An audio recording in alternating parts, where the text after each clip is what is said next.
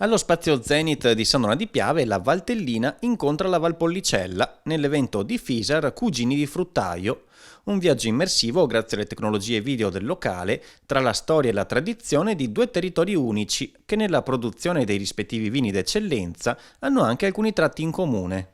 Abbiamo voluto cercare di portare questi nostri ospiti all'interno di due territori, appunto della Valpolicella e della Valtellina. L'obiettivo era quello di mettere a confronto due realtà, due territori e anche diverse tipologie di vino per arrivare fino a quelli che sono un po' i vini più emblematici di questi territori, quindi lo Sforzato e l'Amarone. Questa degustazione si chiama Cugini di Fruttaio perché sia Amarone che Sforzato della Valtellina nascono dopo che le uve sono rimaste da passire sui graticci per un certo periodo di tempo. Un racconto dove gli ospiti, tra le degustazioni, sono stati accompagnati ad assaporare anche i luoghi e le tecniche e soprattutto le storie che parlano di famiglia e di passioni per la terra e per il proprio vino. Quella della viticoltura in Italia è una grande storia, una grande tradizione che affonda le radici proprio nei contesti familiari.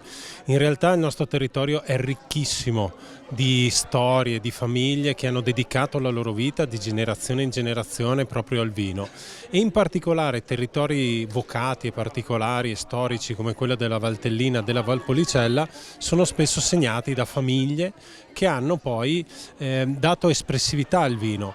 È bella questa storia perché da un lato abbiamo Plozza che continua la tradizione di quell'intuizione che ha avuto Pietro nel 1919 che ha deciso di commercializzare questo vino allora piuttosto sconosciuto, almeno fuori dalla Valtellina.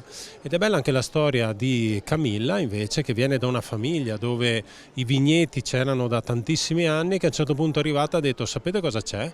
Io cambio e faccio qualcosa di diverso, dando nuovo impulso e nuova identità a un territorio storico come quello della Valpolicella. Quelli della Valpolicella, ma ancora di più della Valtellina, sono vini prodotti a partire da quella che viene definita viticoltura eroica, proprio perché richiede uno sforzo eroico, sia da parte degli agricoltori che delle specie vegetali stesse. Vendemmiare significa scalare delle montagne grazie anche ai morite a secco e quindi ci sono queste gerle, le persone che salgono un pochino alla volta, raccolgono l'uva o vendemmie che vengono fatte con le teleferiche perché ci sono delle montagne talmente alte per cui è impossibile arrivare appunto a piedi e quindi ci sono le teleferiche. Vi dirò una particolarità, in alcune zone della Valtellina addirittura la vendemmia si fa con gli elicotteri. Un viaggio nei vini di queste due aree, ma soprattutto un viaggio nella cultura vinicola delle due valli. Un viaggio nei vini è sempre un viaggio nella cultura, un viaggio nei sensi, nei luoghi, nella storia.